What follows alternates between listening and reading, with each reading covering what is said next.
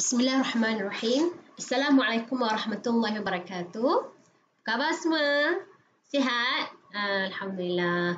Jadi saya harap antum semua telah mendengar video pada minggu ke-7.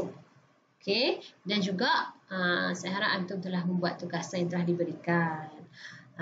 Kalau boleh jangan tangguhlah, nanti sendiri yang susah. Dan sekarang ni kita ada banyak perubahan dari segi pemarkahan kan. Kita dah tak boleh nak bertemu, jadi kebanyakannya melalui tugasan online. Jadi saya sangat-sangat berharap antum semua dapat melakukan tugasan dengan baik. Kerana jika anda tidak buat, memang tidak ada markah. Okey, kita teruskan dengan kita punya pelajaran pada minggu ke-8. Pada minggu ini, saya akan membincangkan pendekatan lazim dalam pembacaan dan penulisan tentang sastera. Okey, kalau kita tengok sekali imbas macam tajuk minggu lepas kan, tapi bukan sama lah ya. Pada minggu lepas kita banyak belajar tentang pendekatan teknikal kan, macam mana nak tulis nota semua kan. Tetapi pada minggu ini kita nak belajar tentang pendekatan dari segi pemikiran. Bagaimana kita nak berfikir. Sebab apa? Karya-karya awak baca tu bukan awak baca secara luaran sahaja. Maksudnya secara dasar sahaja. Tidak. Awak kena berlatih dan belajar bagaimana berfikir secara kritis. Kalau bahasa orang putih kita panggil critical thinking. Benda tu memang susah nak dapat lah. Dia perlu dilatih. Jadi saya nak cubalah melatih antum semua. Sebab kita orang Malaysia tak dididik dengan pemikiran kritis sangat lagi. Jadi kita kena belajar sikit-sikit lah. Supaya nanti kita punya hasil penulisan kita hasil kajian kita akan menjadi lebih mantap insyaAllah.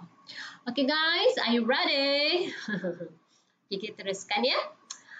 Sekali lagi saya nak beritahu bahawa pada minggu ini kita akan mempelajari tentang pendekatan lazim dalam pembacaan dan penulisan tentang sastera. Okey, siap sedia dengan nota-nota, pen ke apa ke, dengar betul-betul. Okey, jadi pada minggu ke-8 ni saya akan menyentuh tentang yang pertama, pendekatan lazim dalam pembacaan sastera dari perspektif sosial. Okey, saya sebenarnya ada banyak perspektif, tapi saya pilih perspektif sosial ni sebab ia lebih mudah difahami dan dekat dengan antum. Okey, yang kedua, kepentingan pengetahuan sejarah dan biografi. Ini pun bersesuaian lah kan, lagi-lagi dengan kita ni program pengajian bahasa Arab Tamadun Islam kan. Walaupun awak ni dalam bidang bahasa, tapi awak semua dah ada pendedahan tentang sejarah semua kan. Okey.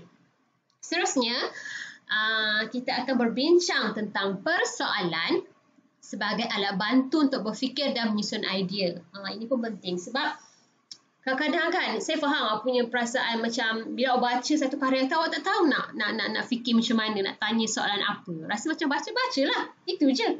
No. Saya akan cuba ajar awak bagaimana cara nak berfikir dengan lebih mendalam.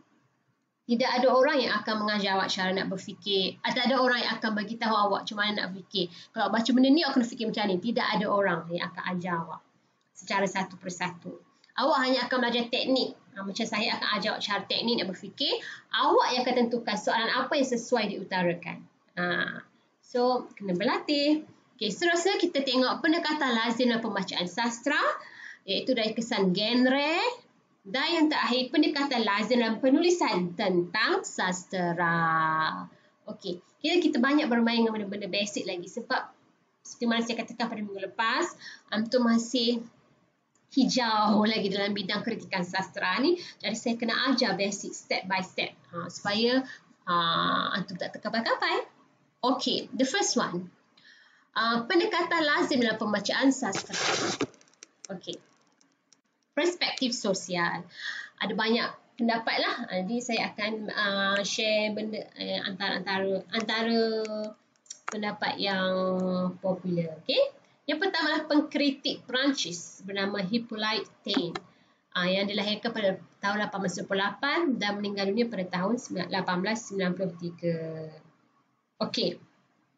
Dia kata apa?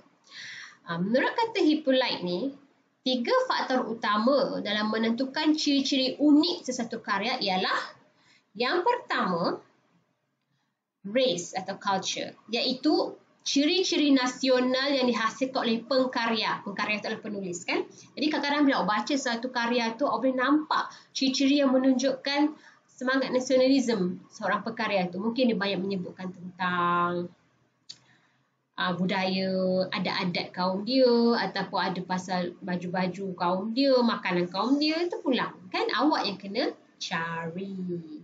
Okey. Yang kedua adalah milieu. Milieu ni adalah latar belakang dan pengalaman pengkarya. Okey. Maksudnya apa? Maksudnya, dia tengoklah dari persekitaran pengkarya itu. Okay, contohnya, keluarga penulis itu, pendidikan dia, pengembaraan dia pernah pergi mana-mana ke, jenis dia selalu mengembara, jadi penulisan dia lain sikit ke, perkahwinan dia, kan, perkahwinan dia bahagia ke tidak, percintaan dia bahagia ke tidak. Jadi benda-benda ini sedikit sebanyak akan mempengaruhi penulisan seseorang itu. Jadi bila awak baca, bukanlah sekadar baca teks tu, kan, awak tahu juga pasal latar belakang penulis tu, sebab nanti awak boleh kaitkan dan awak boleh timbulkan persoalan. Okey.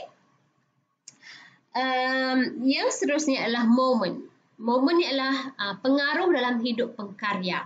Maksudnya dia nak tengok apakah arus intelektual pada zaman tersebut, apakah andaian pada zaman tersebut. Pada zaman tersebut, contohnya pemikiran komunis yang popular. Jadi banyak nampak unsur-unsur komunis dalam karya dia. Contohnya lah. Okey. Ini salah satu daripada pendapat lah. Macam mana nak melihat sastra itu dari perspektif sosial. Okey. Ini bukanlah maksud ni template yang khas awak ikut. Ini saya nak bagi awak idea macam mana nak membaca satu karya tu. Okey. Sebenarnya bila ada satu teks daripada satu karya tu, dia ada pelbagai cara yang berbeza untuk membacanya. Awak boleh belajar macam-macam dan awak sendiri akan pilih yang mana yang awak paling selesa. Okey. Biasalah mula-mula mungkin bela ataupun rasa macam lost, kan. That is so normal. Okey. Cuma biasalah benda-benda macam tu. So awak kena belajar dan mula berlatih.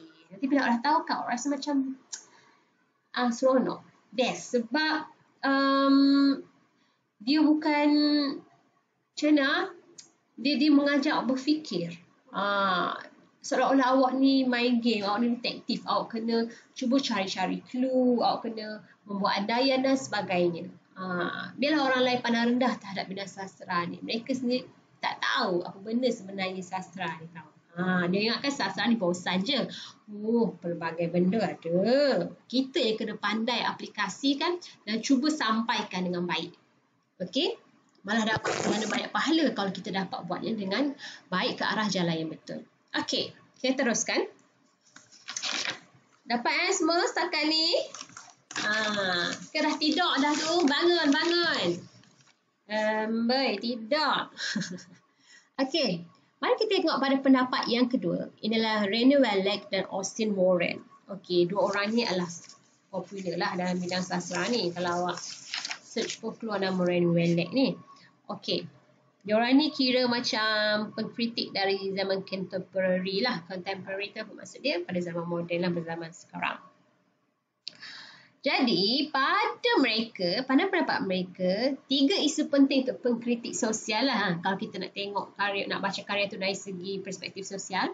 Yang pertama adalah kepentingan persekitaran pengkarya tersebut. Maksudnya, benda tu penting persekitaran pengkarya tu sebab dia boleh memberi satu reason, satu sebab yang logik. Kenapa ada sikap sosial dalam karya ni? Kenapa ada pendapat dia muncul karya ni? Sebab pada zaman pengkarya itu, benda-benda itu yang ada. Faham tak maksud saya? Okay, contohnya, kalau dalam karya itu, dia asyik-asyik cakap pasal kemurungan tawanan perang. Contohnya, kan? Sebab pada zaman dia tu adalah zaman perang dunia pertama ke kedua contohnya. Jadi kita boleh nampaklah logikanya kenapa dia banyak bercakap pasal isu tersebut. Kita tak tahu lagi macam kita ni kan. Kita ni hidup pada waktu yang unik, lain sangat. Zaman PKP. Kan? Satu dunia berkurung kerana virus macam ni pada zaman moden kan. Kita boleh dikatakan hidup dalam zaman peperangan versi moden. Jadi kalau seseorang itu berkarya pada ketika ini, kita boleh nampak pengaruh PKP, pengaruh COVID-19 dalam karya. Okey? Yang kedua, isu penting ni ialah dunia dalam karya. Bagaimana budaya dan masyarakat digambarkan. Okey? Ialah dia cakap macam mana, dia masukkan macam mana dalam karya dia dan bagaimana karya itu membayangkan dunia luar. Okey? Sebab tidak dinafikan dan satu karya tu dia pasti menggambarkan apa benda yang berlaku di sekeliling penulis tu. Memanglah penulis tu tidak wujud dalam karya tersebut. Kan? Memang tak ada nama dia pun sebagai satu karakter. Tapi kita boleh rasa. Kan? Sebab itu pentingnya kita tahu pasal latar belakang lah. Okey? Contohnya dari segi penggunaan dialog dalam karya tersebut. Banyak dialog yang guna bahasa pasar ke ataupun banyak dialog yang standard ke, kan, sikap-sikap orang ke, makanan ke, rumah ke. Dalam karya tu boleh membayangkan status dan latar belakang watak tu sendiri. Dan daripada situ kita boleh tahu tentang dunia luar yang wujud ketika itu. Faham tak? Kena berfikiran lebih jauh. Okay? Dan seterusnya adalah pembaca sasaran. Pembaca sasaran ni kita tengok apakah impak karya tersebut ke atas pembaca. Adakah ia mendapat tempat? Adakah ia mendapat anugerah Nobel? Adakah ia tidak mendapat tempat dalam kalangan pembaca secara umum tetapi dia mendapat hadiah karya sastra? Ada juga macam tu. Jadi kena tahu apa impak karya tersebut. Dan adakah ia mendapat sambutan? Sebab semua benda tu penting juga tahu. Sebab kadang-kadang sebuah karya itu popular tapi tak berkualiti pun. Sebab pembaca dia suka benda-benda yang remeh-remeh contohnya. So, ada baik juga awak tahu pasal benda-benda ini. Okay, guys? You understand? Okay. Okay, jadi saya nak cakap pasal sejarah dan biografi. Kenapa? Kan macam mungkin awak tanya, "Alah Ustazah, saya baca karya ni berapa nak tahu pasal latar belakang penulis lah, nak tahu pasal biografi dia lah, buat apa?"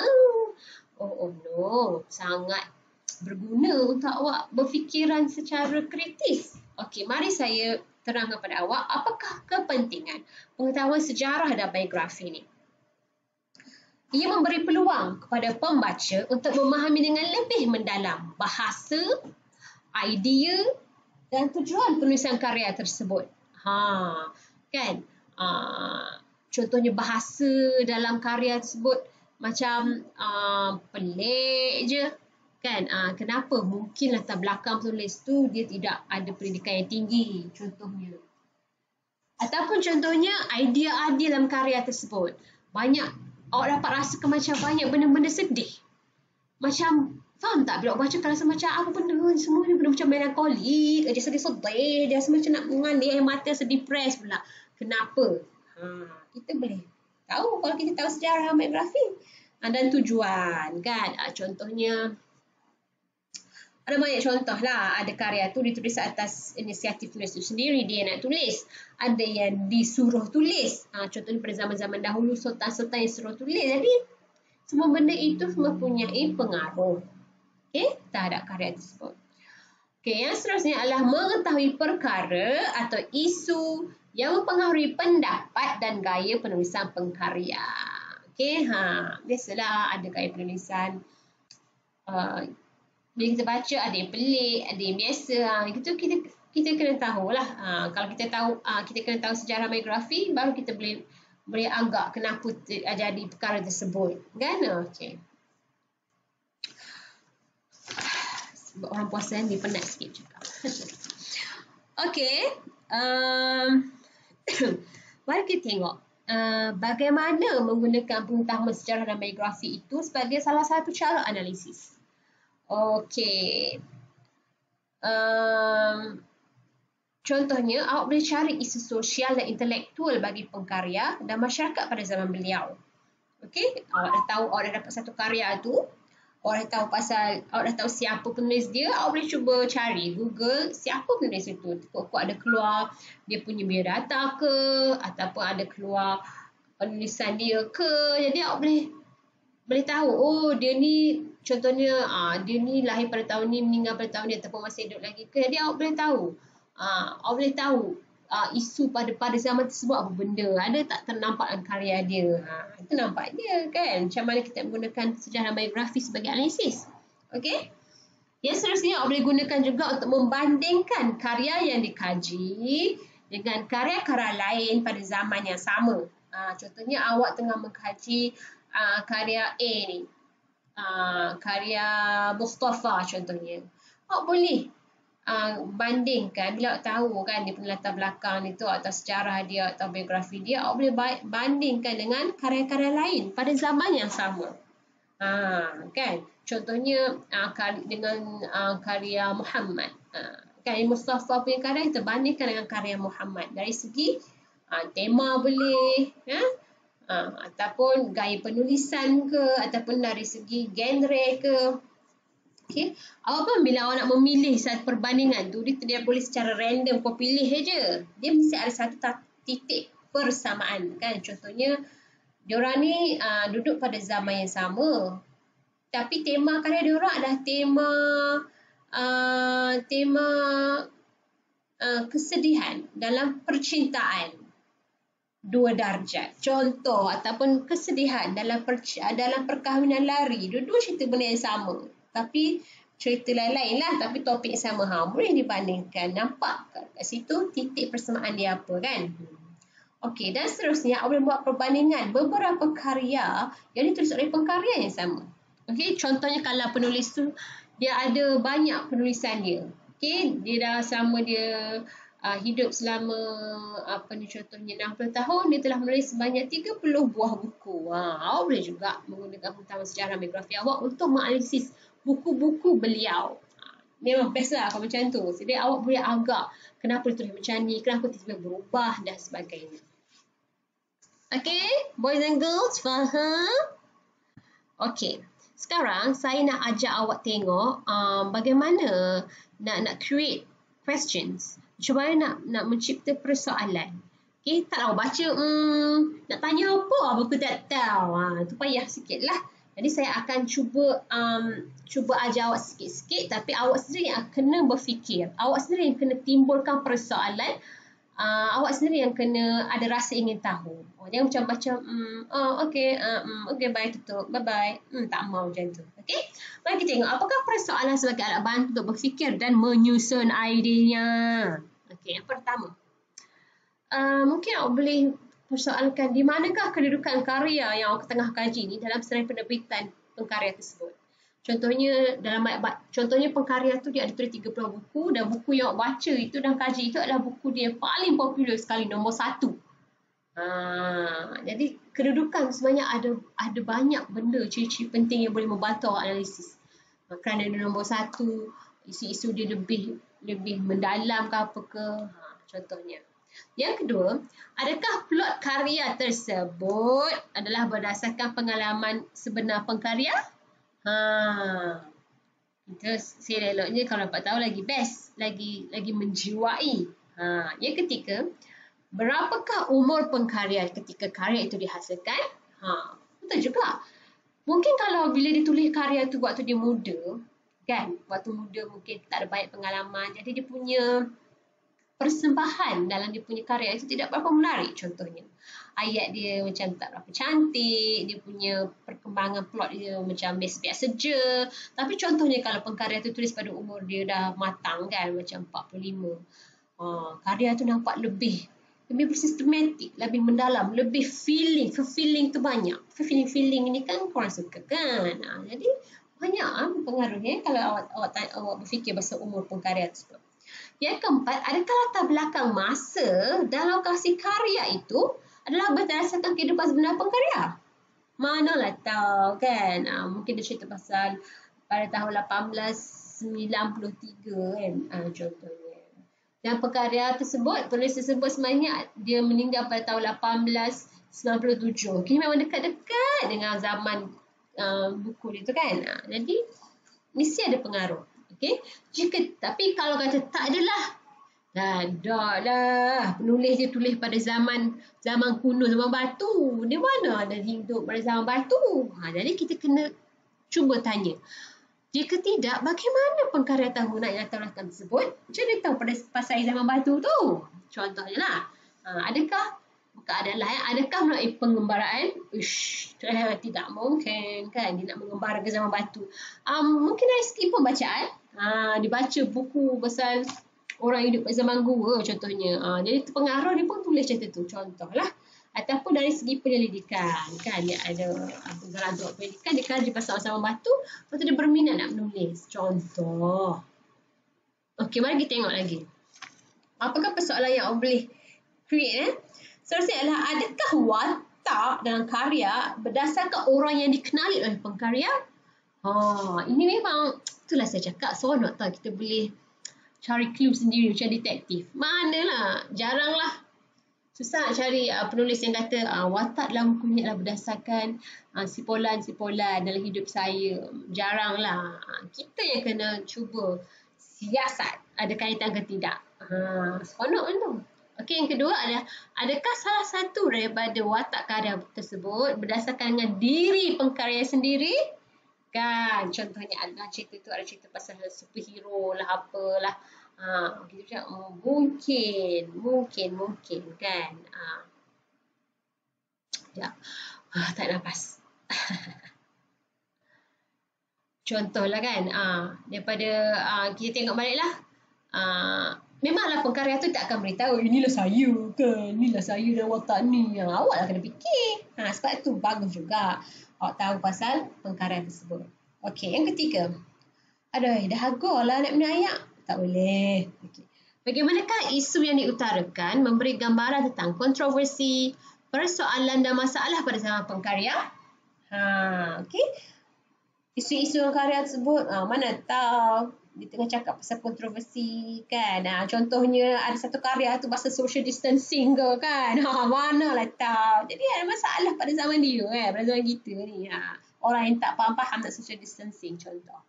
Dan yang terakhir adalah, sama ada secara tersirat atau tersirat, bagaimanakah sikap pengkarya terhadap isu utama karya tersebut? Okey, contohnya, isu utama karya tersebut ialah hak sama rata pendidikan wanita dan lelaki. Kan isu utama karya tersebut. Jadi, kita boleh tahu macam mana sikap atau pendapat pengkarya tersebut melalui jalan cerita itu. Okey. Tapi contohlah kan dalam cerita tu ada perempuan ni nak pergi sekolah tapi tak boleh. Bapak dia tak bagi sebab bapak dia kata kalau kau perempuan kau perlu dapur je, tak lagi sekolah sebab menghabiskan boreh contohnya kan. Okey, cerita dia macam tu. Tapi bila cerita dia macam tu tak semestinya bermaksud bahawa penulis itu tidak menyokong. Dia tak semestinya menunjukkan bahawa penulis itu sendiri dia tak suka pendidikan terhadap wanita. Malah dia paradoks. Dia berlawanan. Bila cerita pasal benda tu sebenarnya dia sangat memberi sokongan tapi tidak ada peluang. Contohnya. Sebab penulisan ni merupakan salah satu daripada cara untuk mengekspresikan diri kan. Contohnya kalau penulis tu sendiri dia ada banyak benda terbuku di hati tapi tidak mampu nak melakukannya. Jadi, diluahkan dalam bentuk cerita.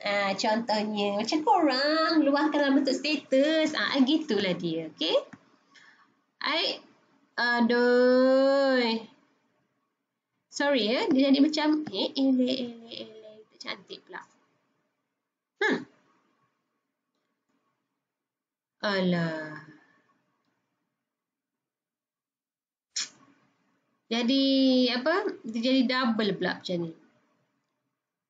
Sebenarnya saya nak cakap pasal pendekatan lazim dan pembacaan sastera dari sudut kesan genre. Okey, tak apalah saya buka saya punya Canva tu, kita tengok ada tak. Apa arti genre? Genre itu apa? Kalau bahasa orang putih kita panggil genre. Genre tu macam jenis lah kan. Jenis-jenis sastra lah untuk kita, jenis-jenis sastra. Apakah pula benda ni? Aduh, pening pula.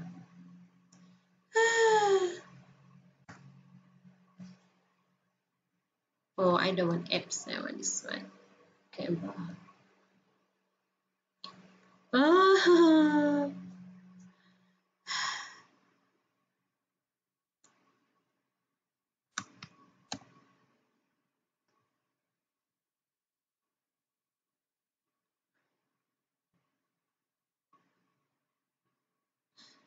Okay. Aduh, mana saya punya?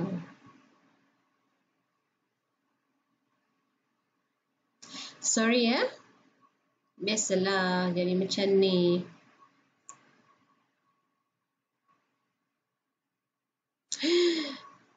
Oh, ada. Ni akan hilang. Mungkin nak gelabah. Okay. Tengok kat sini. Kita tengok pada yang tadilah yang tertindan itu.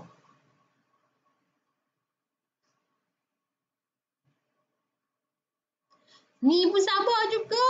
Masya Allah. Aduh. Kejap. Boleh ke kita betulkan balik kat sini?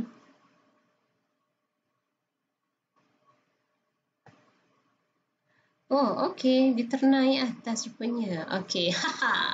Pendekatan lazim pembacaan sastra. Kesan genre ataupun genre.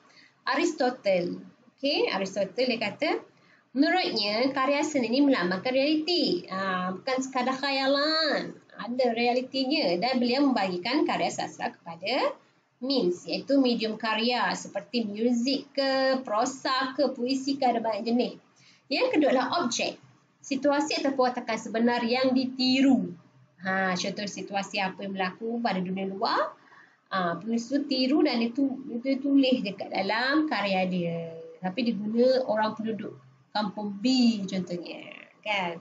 Dan yang seterusnya adalah manner, iaitu sudut pandangan. Contohnya suara watak, suara pengkarya. Bukanlah suara yang betul-betul macam suara saya ni. Suara tu maksudnya the ideas lah. You can detect lah. Kena cari. Okay, dalam pendekatan genre ini, selalunya kita kaji macam mana karya tersebut menyerupai kan atau bertentangan dengan karya lain dalam genre yang sama. Atau boleh juga dalam genre yang lain. Okay, contohnya awak kaji awak kaji travelog lah. Contohnya saya bagi contoh saya je lah. Awak kaji travelog. Lepas tu awak kaji 2 travelog pun boleh. Ataupun awak kaji travelog pasal seorang pengembara. Dalam pengembara tu dia telah ada banyak peristiwa yang berlaku, peristiwa sejarah berlaku dan dia nampaklah perubahan dalam diri dia. Contohnya travelog tu dibandingkan dengan novel sejarah, pasal sejarah, tapi dalam cerita tu watak utama tu ada juga mengembara. Dia macam nampak macam ada tindih-tindih kan, dia macam keliru, macam hampir-hampir sama tapi tak sama. Boleh je buat perbandingan contohnya. Boleh berfikir dengan macam-macam isu, boleh berfikir. Okay? Understand, baby? Okay. Kita tengok kat sini pula. Okay. Sekarang ni kita beralih kepada pendekatan lazim dalam penulisan tentang sastra. Tadi kita pendekatan lazim dalam pembacaan kan. Sekarang ni nak menulis pula. Hampa-hampa ni duk baca, dia takkanlah tak tulis. Kan? Okey. Yang pertama, pendekatan penerangan. Okey. Pendekatan penerangan ni bagaimana? Okey, mari kita tengok ya.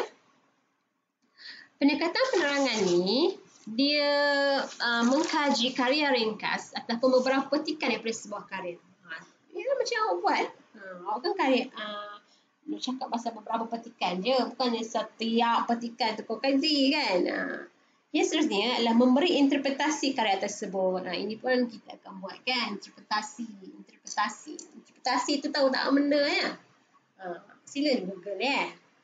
Okey, seterusnya menerangkan maksud yang tersirat atau tersirat karya tersebut. Macam mana nak tahu ni? Awak lah yang kena tentukan. Apa benda yang tersirat, apa yang tersirat. Karya tu dia akan kata, inilah yang tersirat. Tak ada. Awak yang kena pandai-pandai. Yang seterusnya adalah menunjukkan bagaimana pengkarya mendapat, apa benda aku tulis ni?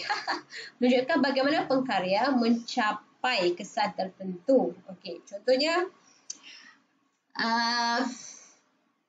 karya tersebut dia menjadi hot selling.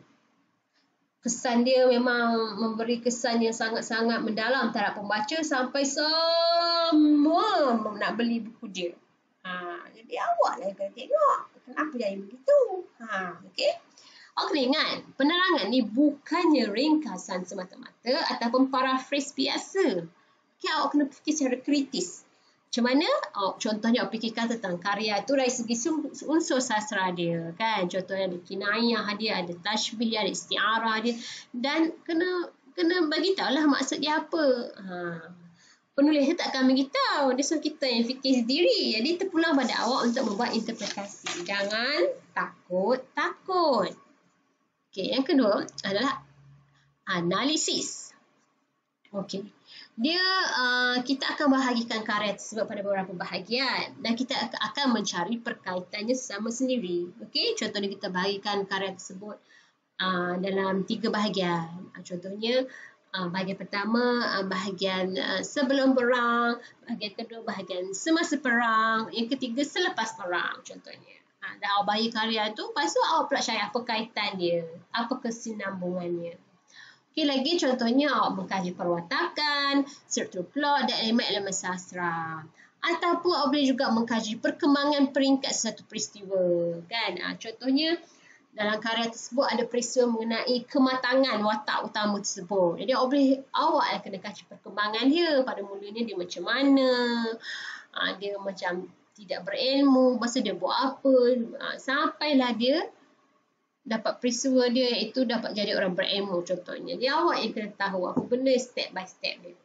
Okey, lagi analisis merupakan proses. Jadi tidak bersifat kekal. Maksud saya di sini ialah dia tidak ada black and white. Kena macam ni baru boleh analisis. Tidak. Analisis ni dia bebas tapi perlu kritik dan kritis lah. Okey? Analisis ni awak tak perlu nak bincangkan semua mak nenek yang ada. Ini bukan pengumpulan data, ia adalah analisis. Jadi contohnya untuk satu isu lah, contohnya awak nak kaji isu cinta. Dalam karya tersebut ada banyak cerita petikan bahasa cinta.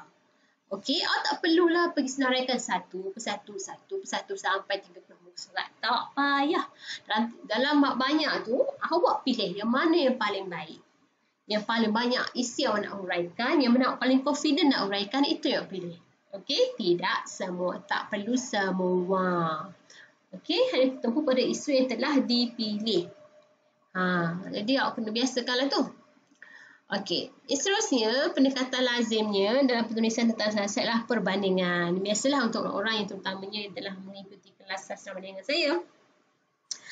Tengok, menjadi bukti anda mampu berfikir secara kritis. Orang berfikir kritis je yang boleh buat banding-banding ni. Sebab kalau tak, dia tidak terakal di akalmu. Tidak terjangkau di akalmu. Okey, yang kedua, mengkaji bagaimana sesuatu topik dalam karya berbeza itu sama atau ada kelainan. Biasalah, sama ke, lain ke, awaklah kena tengok. Dan seterusnya, ketika membandingkan dua karya, contohnya, perlu ada titik persamaan. Kau janganlah random yang petik-petik je. Bahkan tidak ada pun kesinambungan. Kenapa dua tu dipilih. Dia kena ada sebab. Why did you choose those two? Contohnya, isu yang diperkatakan sama. Iaitu isu pasal keluarga pendatang asing contohnya. Sebab itulah bagus untuk dibandingkan dan menarik. Ataupun dari segi pengkarya tersebut. Si suami tulis buku A, si isteri tulis buku B. Menarik juga nak bandingkan. Ataupun dari segi latar belakang terpulang. Okey? Yang terakhir untuk perbandingan ini adalah membandingkan isu yang penting. Bukannya perkara remeh. Okey? Tak mau perkara remeh. Jangan benda yang jangan bandingkan benda yang awak rasa macam nak bagi pendapat pun payah. Sebab terlalu remeh. Tak maulah. Contohnya nak tengok buku A dengan buku B, kenapa bila dia bercakap dia garuh hidung? Macam what the heck kan?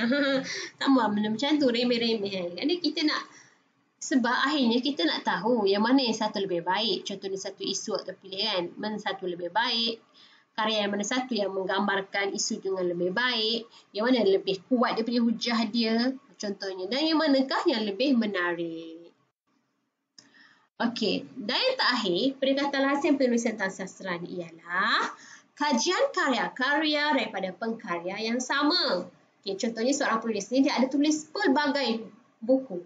Kan? Jadi, boleh juga. Cari macam mana orang nak fikir kan. Nak tulis pasal dia ni, tulis mencari kriteria unik yang berulang walaupun ada sedikit kelainan. Mesti ada punya. Dia ada nampak ciri-ciri individu tersebut dalam penulisan dia. Memanglah saya cakap tadi, dia tak akan bagi tahu tang mana, awak yang kena cari. Okey, dan contohnya lagi, menjejaki cap mohor kreatif pengkarya yang menyebabkan beliau unik dan dikenali. Bila awak baca, awak dapat tahu, yang ni yang menyebabkan dia popular, ni yang menyebabkan buku dia laku keras. Sebab bila dia tulis description, apa dia tulis gambaran tu, terasa real. Contoh. Awak kena cari cap mohor tu. Okey? Atau boleh fokus pada sesuatu isu. Contohnya, dalam karya-karya itu banyak cerita pasal isu pendidikan. Awak boleh fokus pada pendidikan aja. Dan awak tengok macam mana perubahan dan perkembangan isu pendidikan dalam karya-karya tersebut. Contoh, ataupun awak boleh tengok pada pendapat pengkarya tentang nilai sosial masyarakat. Kan? Kita boleh tahu suara pengkarya itu daripada penulisan dia. Walaupun dia tak kata pun saya cakap, tapi kita boleh tahu. Okay, seterusnya adalah pada gaya bahasa yang berulang. Contohnya banyak je guna satu gaya tu ke, kenapa, ada kaitan ke, sebab apa. Tu awak kena fikirlah. Dan seterusnya, atau pada perkara-perkara yang menjadi refleksi pada pengalaman peribadi pengkarya. Okey, maksudnya apa? Contohnya dalam kisah tersebut, cerita pasal kisah tragis dua keluarga yang bermusuhan. Dia anak-anak dia yang dah cinta sama sendiri tidak boleh berkahwin kerana keluarga tu bergaduh. Berupanya walaupun dalam cerita novel tu ada, rupanya dia memberi gambaran pada pengalaman peribadi pengkarya tersebut. Tentang pengkarya tersebut yang mengalami situasi berikut, dia tak dapat bercinta. Jadi dia pun masuk dalam karya dia sebagai luahan perasaan kan. Okay guys, faham tak? Setakat ni pendekatan lazim pembacaan dan penulisan tentang sastra. Jadi saya harap apa benda saya cakap ni awak boleh menjana lah persoalan. Nak tanya soalan apa ketika membaca. Taklah macam stuck atau blur. Okay, memanglah tidak dinafikan. Mula-mula mungkin lah awak rasa macam alamak macam mana ni. Aku tak tahu nak buat soalan apa. Nak tanya pasal apa. Tapi dah lama awak boleh. Practice makes perfect. Okay guys. Okay, nampaknya setakat ni sahaja untuk minggu ke-8. InsyaAllah kita akan bertemu lagi pada minggu ke-9 pula. Okey, jangan tangguh kerja, jangan lara-lara sangat. Okey, jangan lupa buat kerja yang saya berikan. Kalau boleh jangan tangguh. Okey, please guys, please girls. Kalau tangguh, siapa yang rugi? Awak juga. Saya senang je, atas tak adalah markah nak bagi. Tapi kalau boleh tak maulah begitu. Okey guys, girls. Okey, nampaknya setakat itu sahaja. Saya minta maaf atas segala kekurangan. Nak minum air tak boleh. Okey, jumpa lagi pada minggu ke-9 insyaAllah. Assalamualaikum warahmatullahi wabarakatuh.